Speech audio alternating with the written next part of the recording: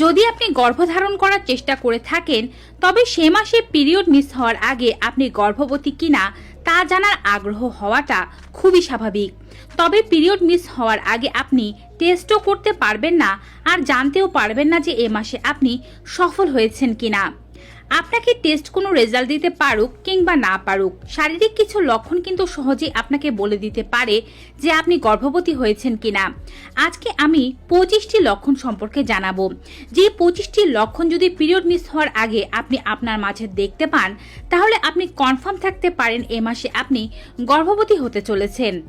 25টি লক্ষণই খুবই গুরুত্বপূর্ণ, তাই সকলের কাছে অনুরোধ থাকবে 1 সেকেন্ডও স্কিপ না করে সম্পূর্ণ ভিডিওটি কন্টিনিউ করবেন। এই লক্ষণটি শুধুমাত্র যে পিরিয়ড মিস হওয়ার আগে আপনি আপনার মাঝে দেখতে পাবেন তা কিন্তু নয়। যারা পিরিয়ড মিস হয়ে গিয়েছে কিন্তু টেস্ট করতে চাচ্ছেন না, শারীরিক লক্ষণগুলো জানতে চাচ্ছেন, তারা পিরিয়ড মিস হয়ে যাওয়ার পরেও এই লক্ষণগুলো নিজের মাঝে খেয়াল করলে বুঝতে পারবেন যে তিনি গর্ভবতী হয়েছেন কিনা।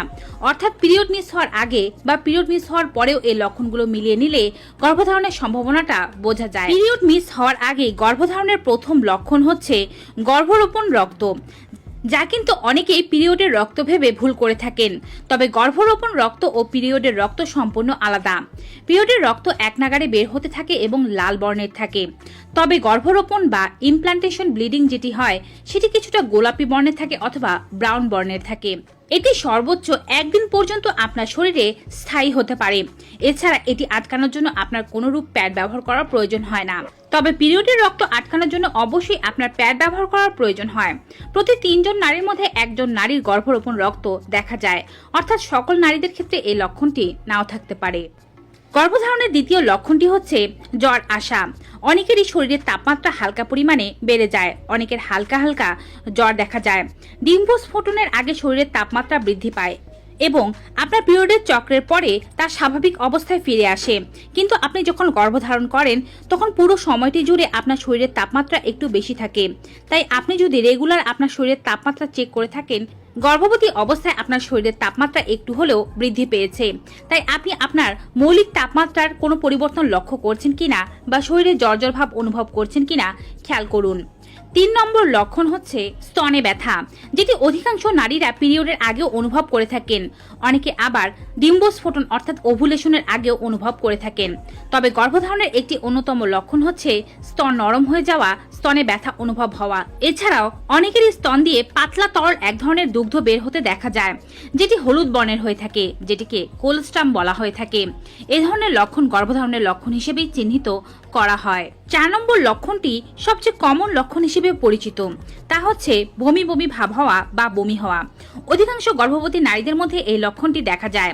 যদি আপনি হঠাৎ করে গা গুলানো কিংবা বমি বমি ভাবের সমস্যায় ভুগে থাকেন তাহলে হয়তো এ মাসে আপনি গর্ভবতী হয়েছেন। গর্ভধারণ করার কয়েকদিনের মধ্যে আপনি বমি বমি ভাব অনুভব করতে পারেন। এস্ট্রোজেন এবং প্রোজেস্টেরনের হরমোনের মাত্রা বৃদ্ধির কারণে আপনি ঘুম থেকে ওঠার পরে এমন বমি বমি ভাবের সমস্যা বেশি পরিমাণে অনুভব করতে পারেন।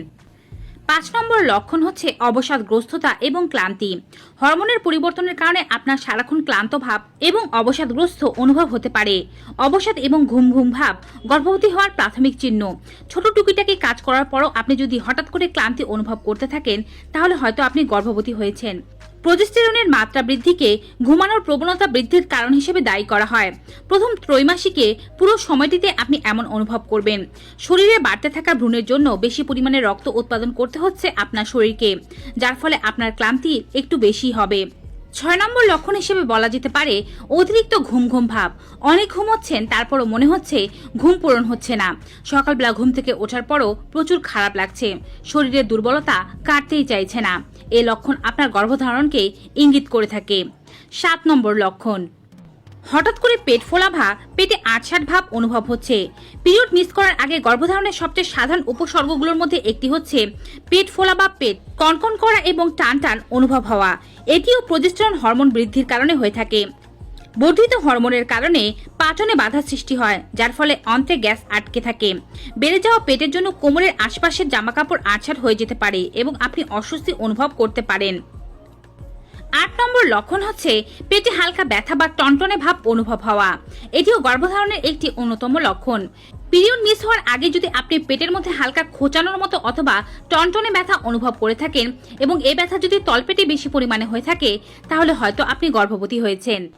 9 নম্বর লক্ষণ হচ্ছে খাবারে বিষাদ টেস্ট অনুভব হওয়া।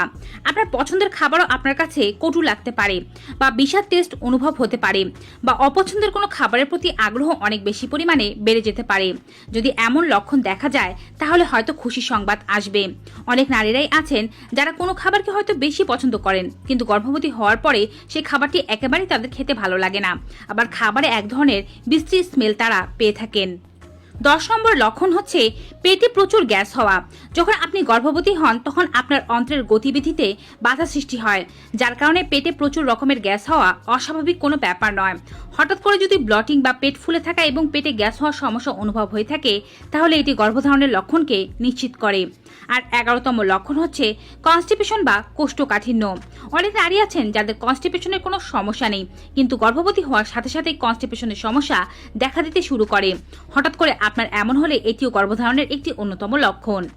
12তম লক্ষণ হচ্ছে প্রস্রাবের তাড়না বৃদ্ধি পাওয়া। হঠাৎ করে দেখতে পাচ্ছেন যে আপনার অনেক বেশি প্রস্রাবের চাপ আসছে, মূত্র ত্যাগ করার সাথে সাথে আবার বাথরুমে যাওয়ার প্রয়োজন পড়ছে।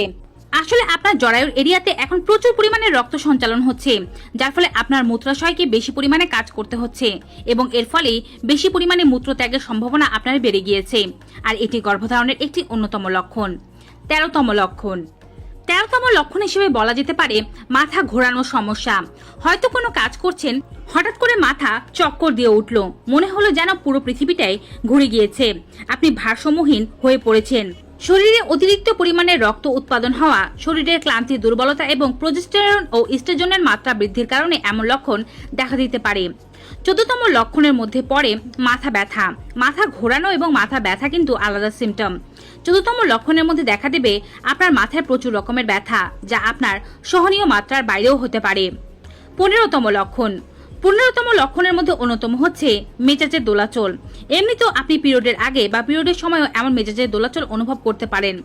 যেমন ধরুন, কোনো কথায় হঠাৎ করে কান্না পেয়ে যাওয়া, অকারণেই হাসতে থাকা, অকারণেই মন খারাপ করা, রাগ করা, কান্নাকাটি করা, এ ধরনের লক্ষণ, যেটিকে ইংলিশে মুড সুইংসের সমস্যা বলা হয়ে থাকে। সকল নারীরা এই সমস্যার সাথে পরিচিত, কেননা গর্ভাবস্থা ছাড়াও যখন পিরিয়ড হয় তখন নারীরা এই সমস্যায় ভুগে থাকেন। 16তম লক্ষণের মধ্যে রয়েছে হঠাৎ করে পিপাসা বেড়ে যাওয়া।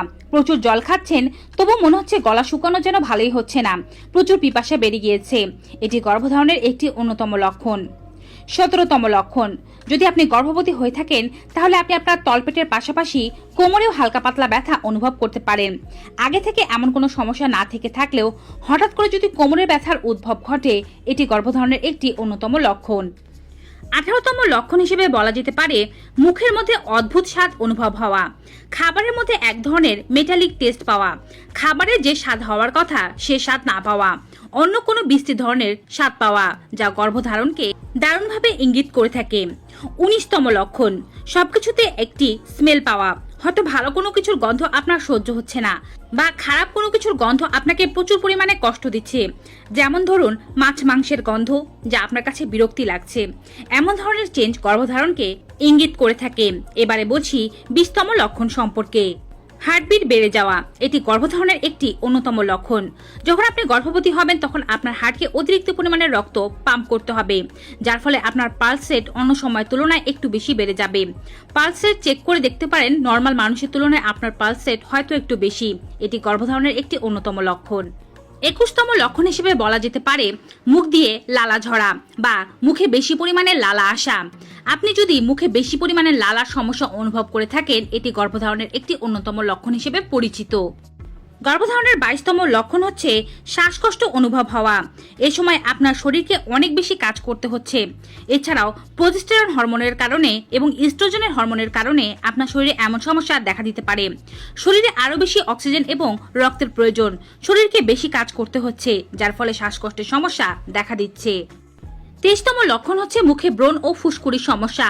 হরমোনের পরিবর্তনের কারণে এমনিতে নারীদের মুখে ব্রণ ও ফুসকুড়ির সমস্যা দেখা দেয়, আর প্রেগনেন্ট হলে এই সমস্যাটি আরো বেশি বেড়ে যেতে পারে। 24তম লক্ষণ। 24তম লক্ষণ হচ্ছে উদ্ভট স্বপ্ন দেখা।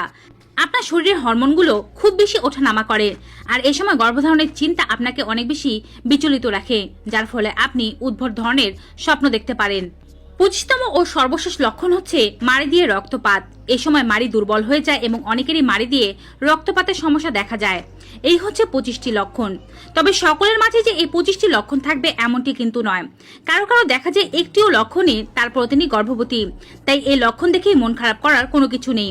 তবে কারো কারো মাঝে সবগুলো লক্ষণ থাকতে পারে, কারো কারো মাঝে একটি দুটি থাকতে পারে, কারো কারো মাঝে আবার দেখা যায় অধিকাংশই থাকতে পারে। যেহেতু নারী ভেদে শরীর আলাদা, তাই এক একজনের শরীরের লক্ষণগুলো একভাবে দেখা দিতেই পারে। তো ভিউয়ার্স, গর্ভধারণের লক্ষণ সম্পর্কিত এই ভিডিওটি পেয়ে কেমন লেগেছে কমেন্ট বক্সে জানাতে ভুলবেন না। ভিডিওটি ভালো উপকারী মনে হয়ে থাকলে অবশ্যই বেশি মাত্রায় like, comment, share and subscribe. দেখা হবে নতুন একটি ভিডিওতে নতুন কিছু উপকারী তথ্য নিয়ে। ততক্ষণ পর্যন্ত সকলে ভালো থাকুন, সুস্থ থাকুন। Good bye and take care.